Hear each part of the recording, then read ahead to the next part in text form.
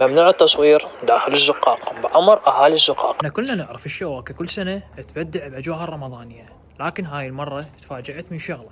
شنو هي؟ ان شفت هاي اللافتة ايش مكتوب عليها؟ ممنوع التصوير داخل الزقاق بأمر أهالي الزقاق. زين أنا كشخص عادي من أشوف ايش لافتة، هل يا ترى معقولة أصور وأخذ راحتي؟ طبعا لا، المفروض أترخص، وهذا اللي صار. لكن بعد ما ترخصت وصورت واخذت راحتي استفسرت عن السبب اللي خلاهم يعلقون هاي اللافتة، وطلع السبب انه اصحاب الاعلانات، اصحاب القنوات، اصحاب الاعلام او اي شيء من هالقبيل يجون يسوون هوسه، يضبطون على العالم، يقطع لي الشارع، طفي لي مدري ايش، الناس ما يصير يطب مننا، وهم اهل المنطقه. تمام. لكن كونك كشخص عادي من تجي هنا تحترم المكان اللي انت فيه بدون هوسه، بدون ضجة، وبدون أي إزعاج الأهل المنطقة بالتحديد، وخصوصا هاي دربونة، أوكي؟ لأن عانوا ويا ما عانوا من مشاكل بخصوص هذا الموضوع.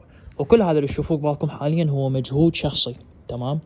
الدولة درها مدافع عالية. تمام. فأنتوا من تجون هنا احترموا المكان اللي انتوا فيه واخذوا راحتكم، بس بدون هوسة وبدون ضجة.